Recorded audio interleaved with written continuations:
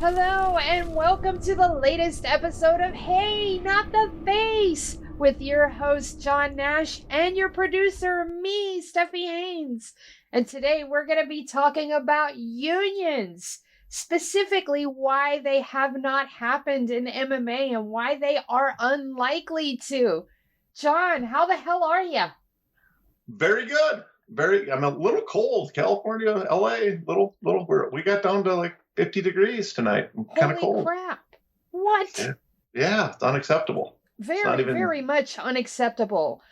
But we do have to move on because we've got a really meaty topic to unpack. So I'm going to kick this off right now because I saw that Jake Paul wants to start something called the UFA, the United Fighters Association, I believe is what it's called. And GSP came out and said that he's willing to support it if it's legit and shows promise. Now, if we go back a little bit in our memory castles, we will remember that GSP kind of jumped both heels in on the MMA Association or whatever that thing was. The MMAAA. Yes. So, seems like he's trying to approach things a little more cautiously. So, John, is a union feasible in any way at present or even in, say, the next 5 years? Well, I mean, there's a lot to unpack when we talk about his union.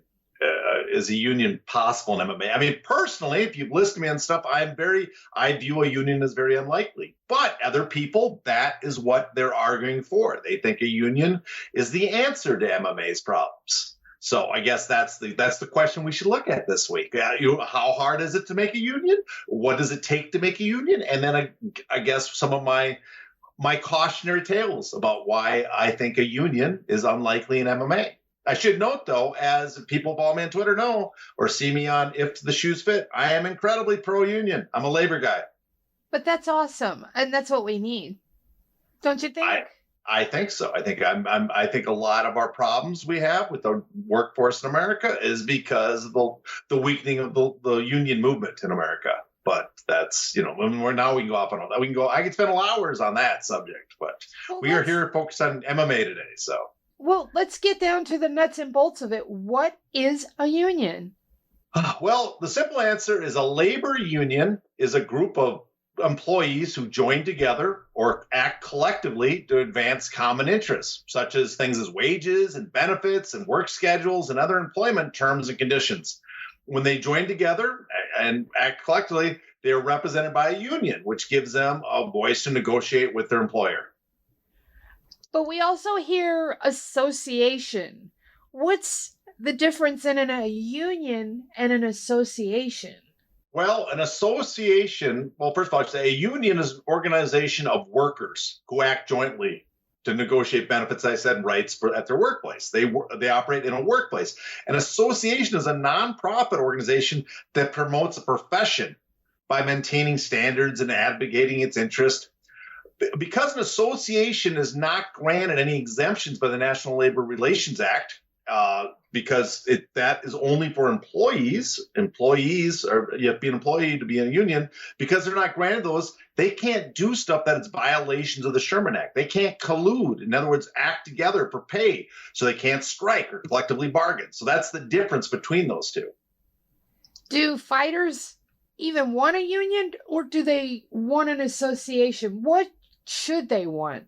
Well, the truth is, I think most people, most listeners, even most fighters, don't know the difference between a union and association. I think they use them synonymously. They use them. They mean both when they say it. What they really want is someone to work on their behalf. That's so. To me, the argument over is an association union is kind of moot because most people don't know the difference. For fighters, though, the Athletic Chad Dundas, I think, led the Athletic poll on this. They did a survey of fighters, and it was something like 80% of fighters wanted a union to represent them. Again, though, the question is, do they fully understand what a union is and what a union does? But it does show that there's interest in someone representing them, looking out for their interests. And I can kind of confirm that because I've talked to a lot of fighters. And off the record, they won't come out publicly. The majority do think they want someone standing up for them. Okay, I have a couple of questions. Fire away. With a union, is there a specific number that need to come together to form a union? And alternately, does that same number apply to an association?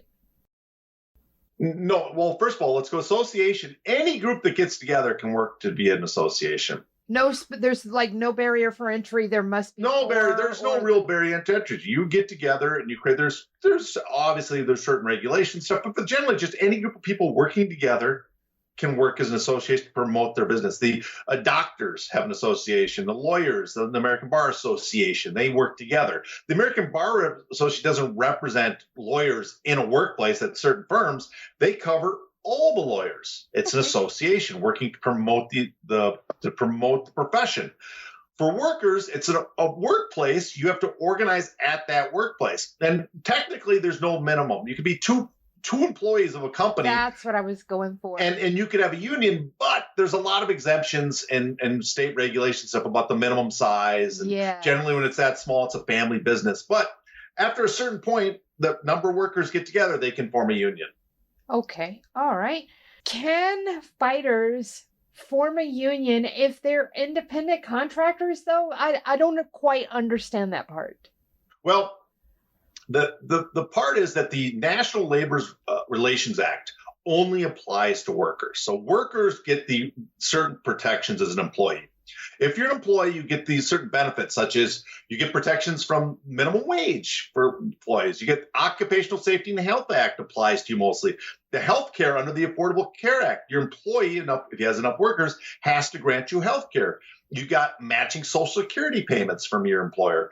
You get unemployment benefits. That's what comes with being an employee. But independent contractors are people that work for themselves. They don't work for an employee. And for an independent contractor, a good example is like a plumber. A plumber, generally, you need something repaired. You call a plumber to come to your place. He comes on his own, right? He does the one job. He brings his own tools.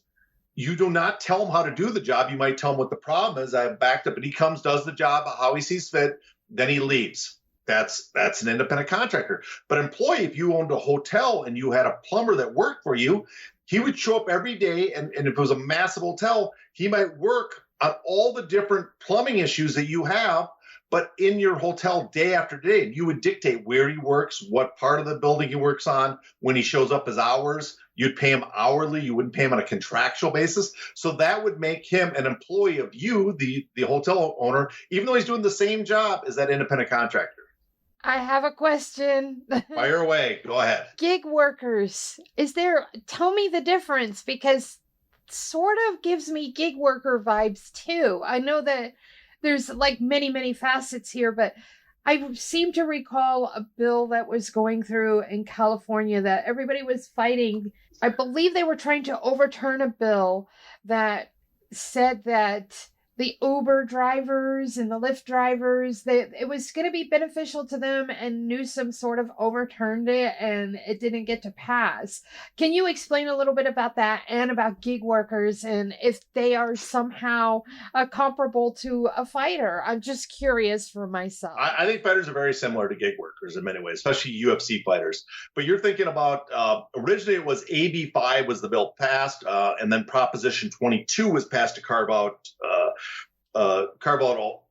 a wedge in that to make some exceptions for gig workers in California. But a better example right now is the hours and man alive, I can't remember the name of the organization, the government. Oh yeah, well originally the wage and hours division of the Department of Labor, had a brain fart there for a section, has proposed a modification to their current standards for employment standards. The Trump administration had changed the previous rules for how you consider someone an independent contractor or an employee. Gig workers are considered independent contractors. And the Trump rule was the extent to which a company controls how a worker performs a job and the opportunity that a worker has to profit in the job based on initiative rather than simply earning a steady wage. That was their simple rule. But that made it pretty hard to be an employee for a lot of those gig workers. You were pretty much considered an independent contractor. The new standards proposed by the Department of Labor is they have six key things they look at. And then one is the extent to which the services in question are an integral part of the employer's business. So fighters seem somewhat integral to the fight business, promotions business. Of course, so are boxers in boxing. And everybody knows boxers are pretty much the epitome of a contractor. So that's one. The second one is the amount of so-called contractors' investment in facilities and equipment. So fighters are overwhelmingly responsible for their own training outside the UFC, although the Performance Institute's changing that a little bit. But so you kind of lean towards fighters being independent contractors still. 3 is the nature and degree controlled by the principal. Now, typically, a fight promoter has little control over a fighter. The fighter trains on his own. He tells you the date. You agree to it or not. This is where I think the UFC gets into some problems because UFC does stuff that other promoters do not. And those things are like USADA. You have to be available at all times for drug testing. Also, they have in the contracts the right to get you to do promotional for their own sponsors or other events. So you're kind of on demand doing other stuff outside of the normal fight business. They also own your brand and licensing. So there's all these things. And then, we never forget too, they have a uniform, which other promotions do not.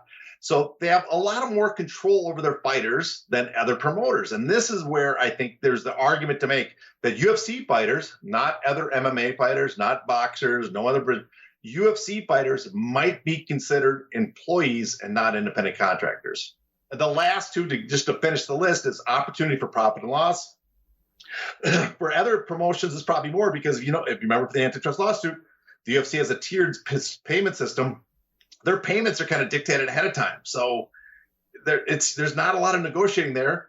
The amount of, number 5 would be the amount of initiative judgment or foresight required for success. Well, that's the fight business. That's a big part, taking the right fights, stuff like that. And finally, the permanency of the relation.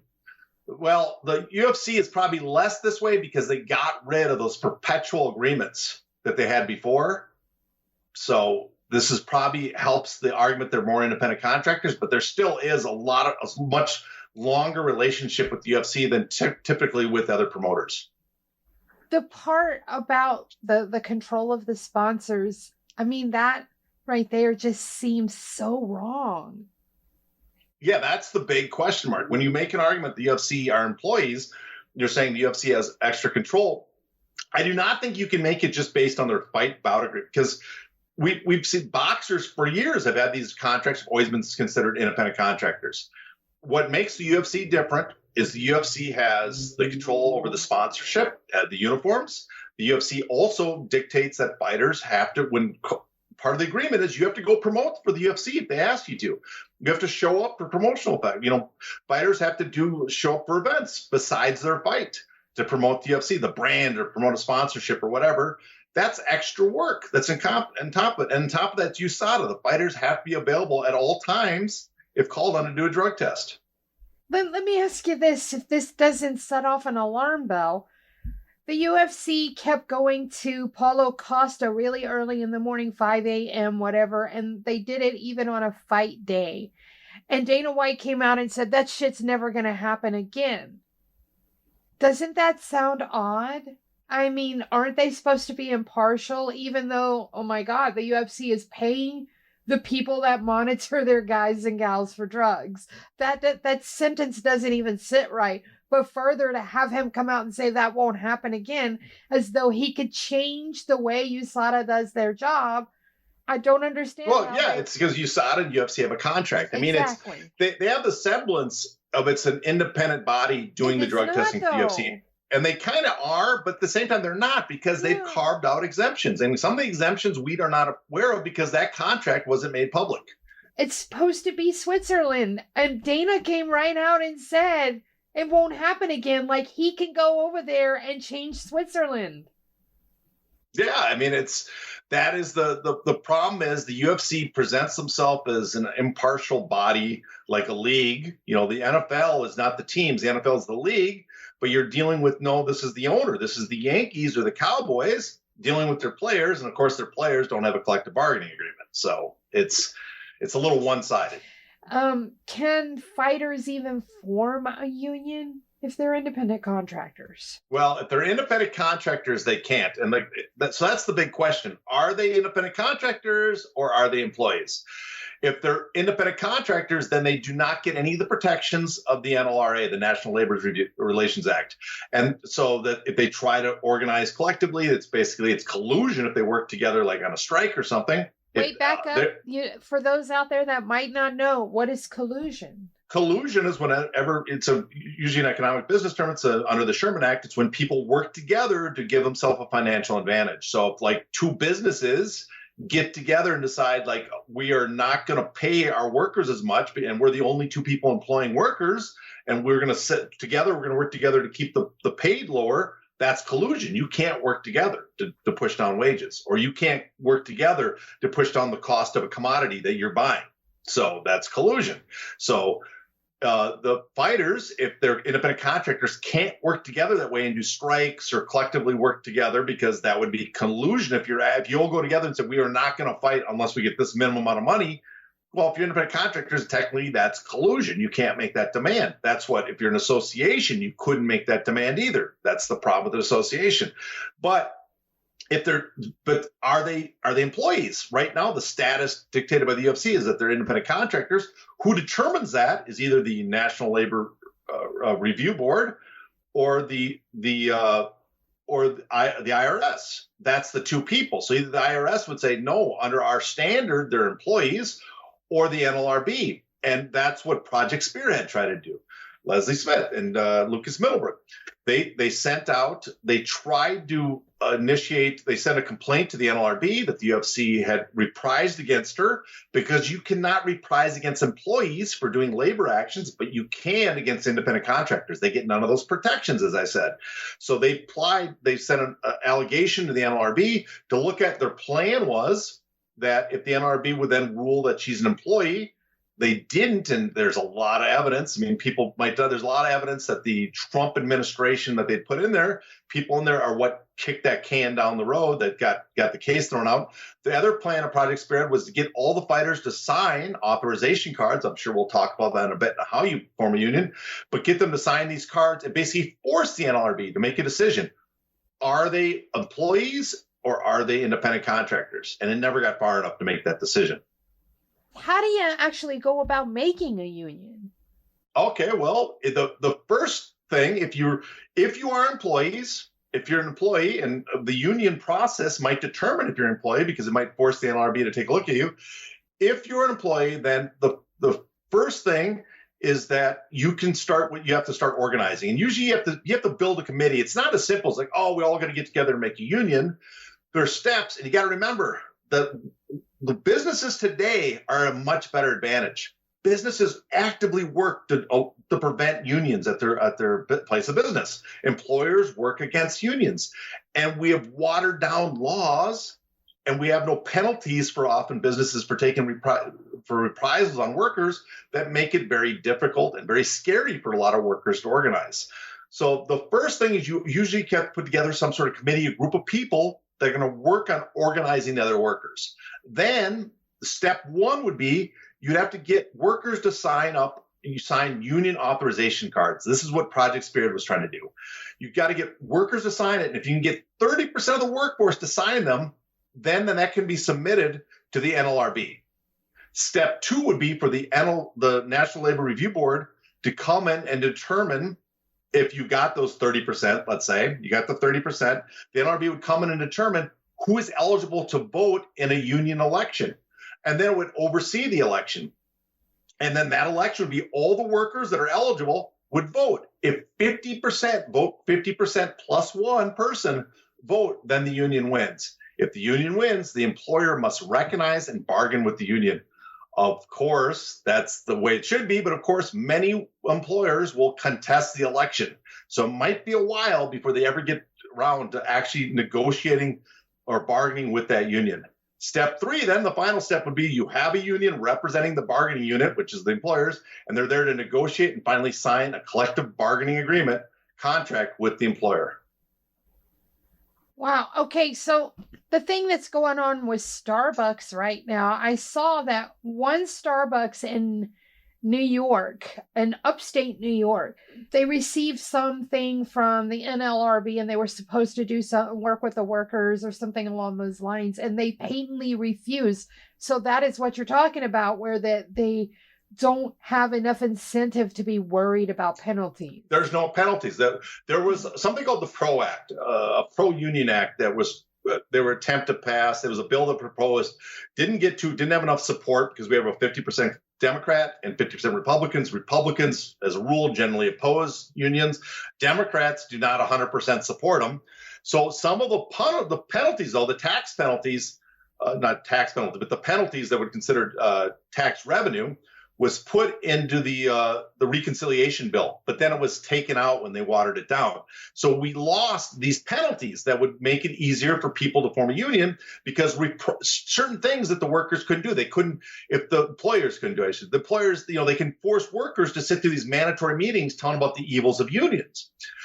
They can basically fire workers that are trying to organize a union. Now, that's illegal. You can't really fire someone trying to organize a union, but there's no real penalty for workers. We don't have those penalties, not for workers. No, there's no penalty for the employers. There's no real fines that make them not to do that. And so we don't have a lot of the sticks to keep employers honest on these negotiations. And that's the stuff I'm talking about. And in fact, you can see with some of the negotiations, I mean, for some of the problems organizing, getting the votes on a union, you can see with Amazon and Starbucks what's going on right now. Starbucks is getting a lot of people to choose unions, and one of the benefits they have is there's very few workers at a Starbucks. So you don't have to get the message out to a lot of people. You have 20 people working at Starbucks, you need 10 of them to vote. First, you only need about 6 of them to hand in authorization cards to have a vote, and only 10, 11, 50% plus 1 out of the 20 to vote to get them to say we want a union. And so that helps all these Starbucks. They're very small workforce, right? Mm-hmm. What hurts Starbucks is that they're easily replaceable. The Starbucks can threaten the workers in the fact that there's, in a city, there might be hundreds of Starbucks, and they could basically say, oh, you want a union, we're going to close that Starbucks. And I've also seen that happen too. That's a big problem. That's the weakness of that structure right there. The other problem with Amazon is Amazon facilities are huge, thousands. And so you've got to get this message out to thousands of people. What they have over biters and stuff, biters are spread around the world. What they have is their all in one spot. So you can kind of send the message there, but you have to get thousands of Amazon workers to agree to it. The thing is, Amazon for years, changing slightly in the current environment because of the labor issues, there's lack of workers. But for years, Amazon ran a policy that they didn't want people working there a long time. They basically work people into the ground and they quit. Well, if you're trying to organize workers into voting for a union and get them to sign authorization cards, at the end of the year, you present your 30% and 1/3 of the company has quit and moved on. They're no longer considered part of their authorization card no longer counts. You have to get new authorization cards signed. And so it makes it really hard to organize these Amazons. On top of that, they have the same threat because there's not a lot of unions. There's only one place that's voted for union. Amazon have a union representing in an Amazon warehouse. Is Amazon can basically scare workers not to vote for a union, even if they want one, by saying if a union comes, and they don't have to come out and publicly say it. They can do a whisper campaign. Management can go around and bring this up. If a union comes, we might close this warehouse and move it to another place, and that means you just be out of work. Wow. And so that's a strong intimidation tactic that unions have. It's not like the old days. In the past, we used to have like workers in, there'd be all the workers in the auto industry, and the auto industry based in Detroit. You couldn't shut down Detroit. You couldn't threaten to realistically move because we didn't have spots yet to move the factories. But then we opened up trade deals, made right to work states in the South. And so if a union is negotiating in a factory, let's say in Michigan, and they're asking for too much, they can realistically now close that factory if they ask for too much and open it up in the South, or now in Mexico or in China, overseas. And so unions and workers have much less leverage. All right. I got another question for you. Fire away. The Screen Actors Guild seems to work. The Writers Guild seems to work. The Motion Picture Editors Guild, of which you're a member, seems to work. How come the fighters can't do something like that? Because they're a union, and the thing is the actors aren't tied to a single movie or a single studio. They get to move around. So how come fighters can't do something similar to SAG? Well, first of all, Hollywood's a union town, so that's why Hollywood wages are higher, and but I don't know if it's going to last forever. And I should note, I was a former member of MPEG. I'm currently no longer. I'm in good standing, but I'm no longer. I'm not currently a member of MPEG because the job I have is it's not the type of job you're an MPEG for. But anyways, that I digress. But I'm a big supporter of the Hollywood unions, and the problem with that is, for one, is that the unions, if you look at it, SAG and the Hollywood unions are almost perfect for fighters because they set a minimum, like a SAG minimum. You cannot pay below this rate if you want to work with SAG. And also the high-end talent is still free to move around and make as much money as possible. They're not stuck at one location. The problem is SAG was formed in a whole different era. When SAG came about in the 1930s and went through all the labor issues in the 30s and 40s after the Warner Act was passed, one is it let independent contractors in. A lot of them were allowed into unions. There was also wildcat strikes. There's all these things, these greater rules that applied to them. On top of that, there's something called pre-hires. Now, MMA fighters are a lot like actors. When you unionize a workforce. Well, if you have a movie, you don't have a workforce yet. So it wouldn't work to say, oh, who's on this movie? Now let's go and see if they want to make a union. You need to be a union member before you even step on set. Otherwise, the union could never negotiate properly, right? And so there's something called pre-hire. And pre-hire generally applies to construction workers only. But California and some other, the film industry states in New York, they explicitly include pre-hiring into the studios unions, the Hollywood unions. And so you have a union membership before you even go on the job. So that's one thing that doesn't exist in other unions. And you'd have to get that kind of exemption probably in MMA if you wanted it to operate like SAG. What are some of the things that make MMA so hard for the union to work for them as a sport? Well, the biggest one is that the short careers. It shouldn't be one thing. It's actually short careers and their interchangeability of the fighters. They are interchangeable. So their solidarity is very difficult. If people get a chance, Dominic Foxworth once wrote an article about why the NFL should decertify its union and become an association. And he gets down to the why he thinks that should happen. And the reason is because for NFL players, their careers are so short, any work stoppage, for a union, the number one threat you have is a work stoppage. If we can't come to a collective bargaining agreement, we're going to negotiate, we can't come to an agreement, we can stop providing our labor. We are legally allowed to strike without it being collusion and stop providing our labor. Well, for UFC fighters, even more so than NFL players, careers are very short. So if you stop providing your labor, you're not going to make any money. And your short career, you've just lost a big portion of your career. If you're a worker in another industry, if you're a teacher, you can be on strike for 6 months as a teacher, and you might make much more than what you lost over the next 10, 20, 30 years that you're going to be a teacher. For fighters, your career might last another year. You might never regain your position where you currently are. On top of that, you're interchangeable. So if you go on strike, it's very easy for the UFC to go, well, we don't need you. We're going to get the other 10,000 fighters waiting to come into the ranks who want to join the UFC. Even NFL doesn't have that because the worst player, the NFL, the teams are trying to win. That's what they're trying to do. And so how do you win? You sign the best players. Even the guys in the bottom of the back of the bench are the best guys at the back of the bench on a team. They're the best 45th player on a team, right? You're trying to get the best players to make your team as competitive as possible. Well, in MMA, the prelim guys we've seen on Care Don't Care, we talk about some of these guys have like won one fight in 7 and still in the UFC. Are they really the best in their best prelim fighter possible? Or it just doesn't matter for the UFC for that position. They're interchangeable. You can easily replace those guys. So you have those two things working against you. Interchangeability of a lot of the fighters, and the ones that aren't are this is their moment of being a top 10, a valuable fighter might be very short, and they don't feel like they can give up a large portion of that. The other issue is the employee status. Fighters want to be employees. That's the argument, that there's a benefit to being employees.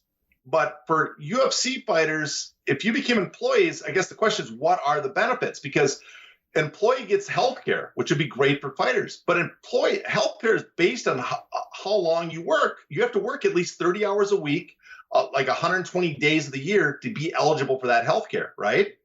Do fighters work that much? Would they be employees that much? Are they? In other words, when do you consider a fighter an employee? Are they employee for the night of the fight? Well, that's obviously not enough. Are they employed the week of the fight when they have to do those responsibilities? Okay, that wouldn't be enough. But if they're an employee full time, then guess what? Employee status gives the UFC control over them, right?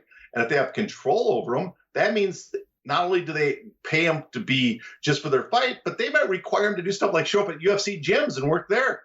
If they're going to be paying them as full-time employees and offering them health care, then they're going to probably want them to get extra labor out of them. And so they also, because they can control them, they can dictate who they train with, where they train, how long they train, when their training sessions happen. The fighter wouldn't have a say over when they fight and who the opponent is like they do now. So there's a lot of things, probably drawbacks to that. And it's for that reason, too, I don't even know if legally fighters can ever be employees, because there's a New York regulations about liability for compensation for employees, that they're responsible for injuries. But that regulation, they also have another regulation that says basically there's an exemption for boxing, because boxing alone, the ultimate goal is physical incapacitation of the participants to actually hurt your opponent. Other sports, you hurt people in football, but the objective of football is to score. The objective of boxing is to punch someone. The objective of MMA is to hurt and beat up your opponent. And so for that reason, according to the state regulations in New York, boxers are not eligible whatsoever for employee status. They have to be independent contractors. And I'm not sure. I think other states might follow that guideline. So I'm not even sure it's legal to be an employee as a combat sports guy under those regulations. So that's a massive hurdle for fighters. The final problem that fighters are going to face as employees in union is that a union is not, as much as people think it is, a union is not what gives players in other sports so much it's not what causes players in other sports to make so much money. The guy that negotiated those contracts for a lot of those CBAs is a guy named James Quinn.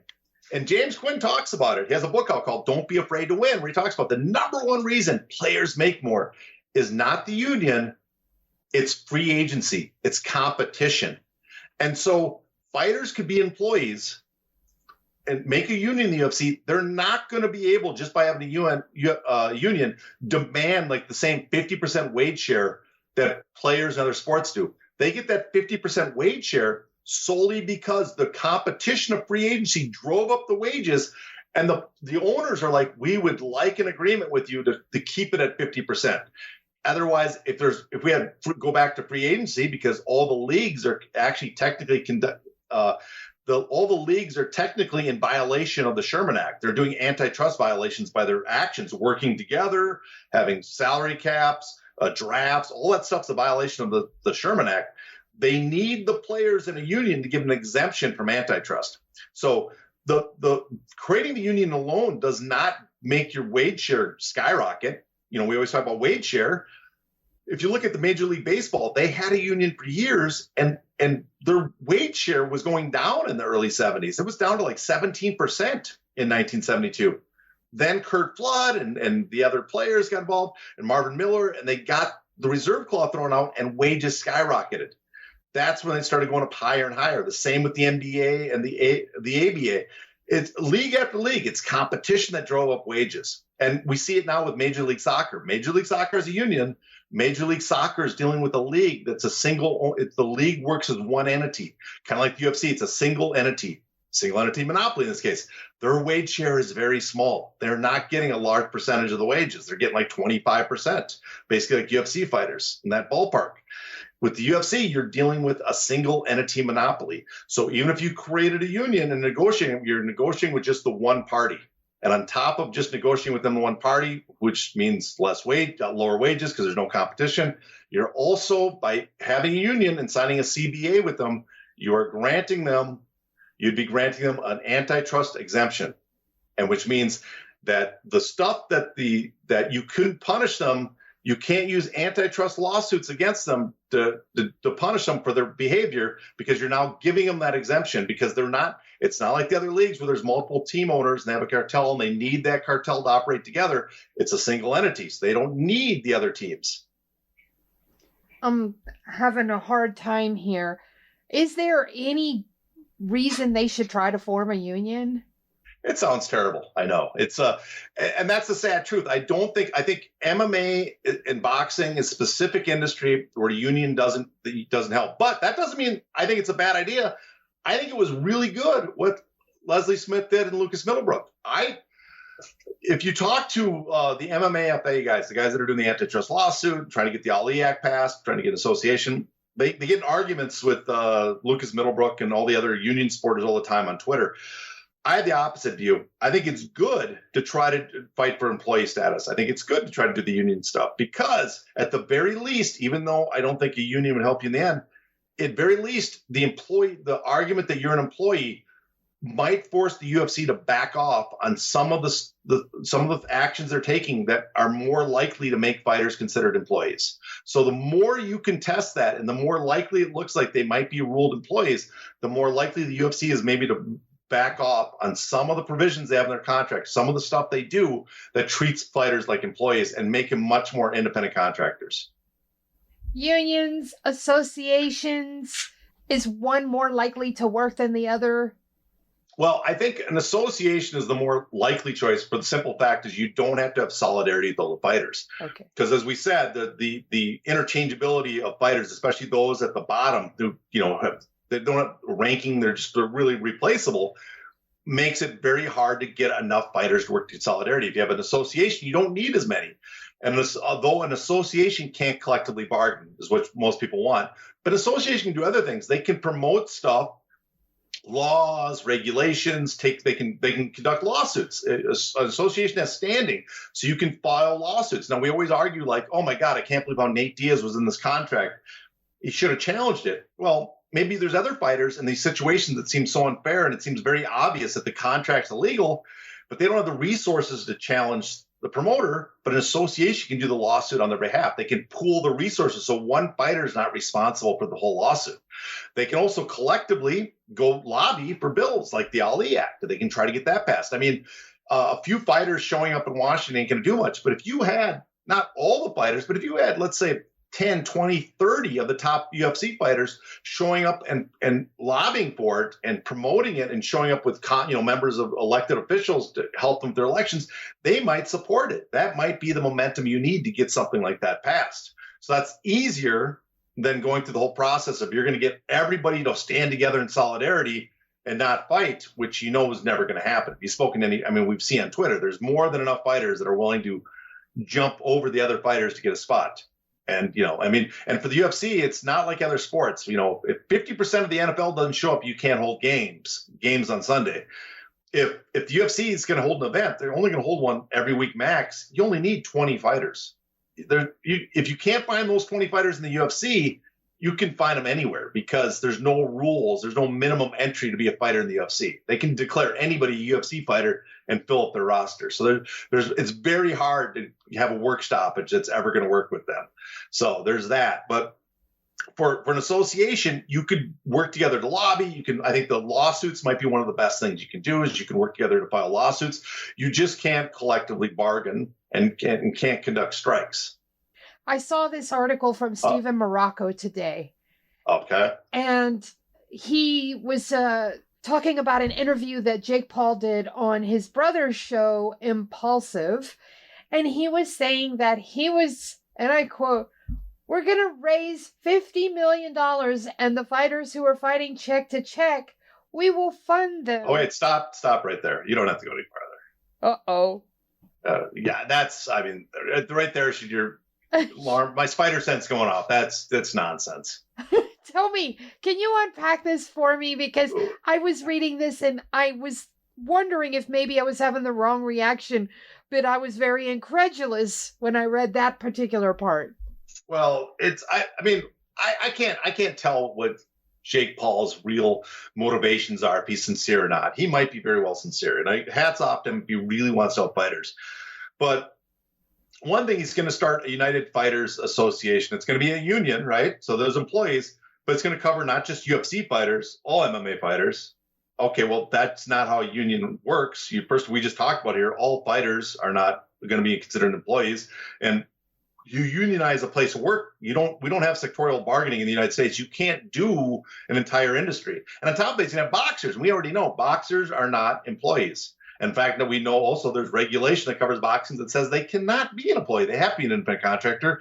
And I imagine the same MMA fighters, the same regulation would apply to them. So right there, that makes me think, okay, if you really thought this through. But then he brings up the $50 million number.